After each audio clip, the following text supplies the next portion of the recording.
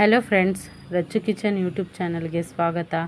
ಇವತ್ತಿನ ದಿವಸ ಕಾಬೂಲ್ ಕಡಲೆ ಹುಸ್ಲಿನ ಹೇಗೆ ಮಾಡೋದು ಅಂತ ಅಂದ್ಬಿಟ್ಟು ತೋರಿಸ್ಕೊಡ್ತಾ ಇದ್ದೀನಿ. ಮೊದಲಿಗೆ ನಾನು ಒಂದು ಕುಕ್ಕರ್ ತೊಗೊಂಡು ಇಟ್ಕೊಂಡಿದ್ದೀನಿ. ನೈಟು ಮಲಗುವಾಗ ಒಂದು 1/4 kg ಕಾಬೂಲ್ ಕಡಲೆನ ನೀರಲ್ಲಿ ನೆನೆಸಿಟ್ಟಿದೆ. ಇದು ನೈಟೇ ನೆನೆಸಿಟ್ರೆ ತುಂಬ ಚೆನ್ನಾಗಿ ನೆಂದಿರುತ್ತೆ. ಇವಾಗ ಕುಕ್ಕರ್ಗೆ ಹಾಕ್ಕೊಳ್ತಾ ಇದ್ದೀನಿ. ಕಾಳು ಮುಳುಗೋ ಅಷ್ಟು ನೀರು ಹಾಕ್ಕೊಂಡ್ರೆ ಸಾಕು. ಇದಕ್ಕೇನು ಅಳತೆ ಅಂತೇನಿಲ್ಲ, ನೋಡ್ಕೊಂಡು ಹಾಕ್ಕೋಬೇಕು. ಕಾಳು ಬೇಯೋದಕ್ಕೆ ಅಂತ ಅಂದ್ಬಿಟ್ಟು ಸ್ವಲ್ಪ ರುಚಿಗೆ ತಕ್ಕಷ್ಟು ಉಪ್ಪು ಹಾಕ್ಕೊಳ್ತಾ ಇದ್ದೀನಿ. ಕುಕ್ಕರ್ ಮುಚ್ಚಳ ಮುಚ್ಚಿಬಿಟ್ಟು 2 ಕೂಗಿಸ್ಕೊಳ್ಳೋಣ. ನೋಡಿ, 2 ಕೂಗ್ತು. ಮತ್ತು ನಾನು ಬೇರೆ ಸೈಡು ಒಂದು ಬಾಣಲೆ ಇಟ್ಕೊಂಡು ಅದಕ್ಕೆ ಸ್ವಲ್ಪ 2 ಸ್ಪೂನಷ್ಟು ಆಯಿಲ್ ಹಾಕ್ಕೊಂಡಿದ್ದೀನಿ. ಒಂದು 1/4 ಟೀ ಸ್ಪೂನಷ್ಟು ಸಾಸಿವೆ ಹಾಕ್ಕೊಂಡಿದ್ದೀನಿ. ಒಂದು 5 ಹಸಿಮೆಣ್ಸಿನ್ಕಾಯಿ ಕಟ್ ಮಾಡಿ ಇಟ್ಕೊಂಡಿದ್ದೆ. ಇವಾಗ ಇದಕ್ಕೆ ಸೇರಿಸ್ಕೊಳ್ತಾ ಇದ್ದೀನಿ.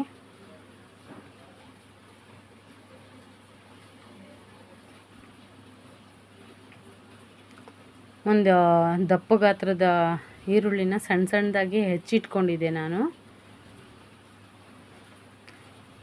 ಈರುಳ್ಳಿನ ಹಾಕ್ಕೊಳ್ತಾ ಇದ್ದೀನಿ.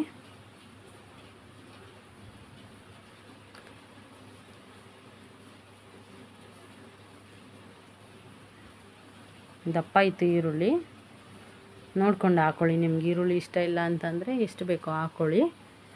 ಒಂದು ಎಳೆ ಕರ್ಬೇವಿನ ಸೊಪ್ಪು ನೋಡಿ ಎಷ್ಟು ಫ್ರೆಶ್ ಆಗಿದೆ.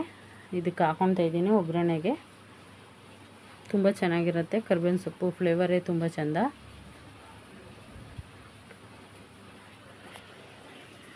ಎಣ್ಣೆಲೆ ಚೆನ್ನಾಗಿ ಫ್ರೈ ಆಗಬೇಕು ಈರುಳ್ಳಿ.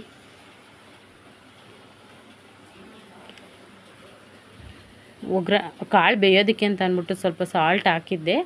ಇವಾಗ ಒಗ್ಗರಣೆಗೆ ಅಂತ ಅಂದ್ಬಿಟ್ಟು ಈರುಳ್ಳಿ ಬೇಯೋದಕ್ಕೆ ಸಾಲ್ಟ್ ಹಾಕ್ತಾಯಿದ್ದೀನಿ. ನೋಡ್ಕೊಂಡು ಹಾಕ್ಕೊಳ್ಳಿ.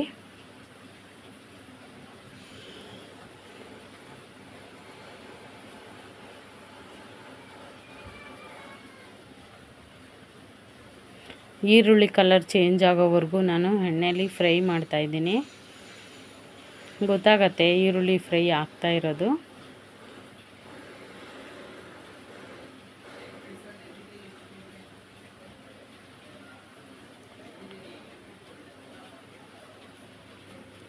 ಚೆನ್ನಾಗಿ ಫ್ರೈ ಮಾಡ್ಕೋಬೇಕು.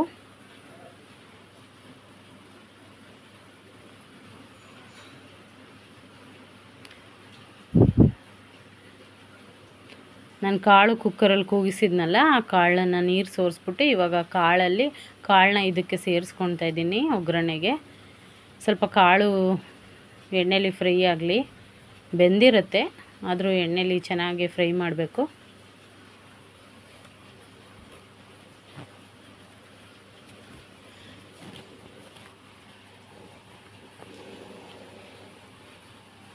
ಚೆನ್ನಾಗಿ ಫ್ರೈ ಮಾಡ್ಕೊತಾ ಇದ್ದೀನಿ ನೋಡಿ.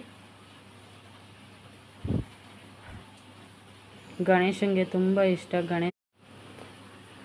ಗಣೇಶನ ಹಬ್ಬದಲ್ಲಿ ಇದನ್ನು ಸಿಂಪಲಾಗಿ ಮಾಡ್ಕೋಬೋದು, ತುಂಬ ಫಾಸ್ಟಾಗಿ ಆಗುತ್ತೆ.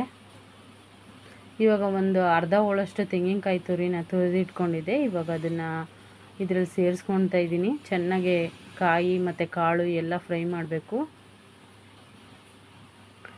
ಕಾಯಿ ಇಷ್ಟ ಇಲ್ಲ ಅಂತಂದರೆ ನೀವು ನೋಡ್ಕೊಂಡು ಹಾಕ್ಕೊಳ್ಳಿ, ಸ್ವಲ್ಪ ಹಾಕೊಂಡ್ರೂ ಆಗುತ್ತೆ. ನಾನು ಸ್ವಲ್ಪ ಜಾಸ್ತಿನೇ ಹಾಕ್ಕೊಂಡಿದ್ದೀನಿ. ತುಂಬ ಚೆನ್ನಾಗಿರುತ್ತೆ. Thank you.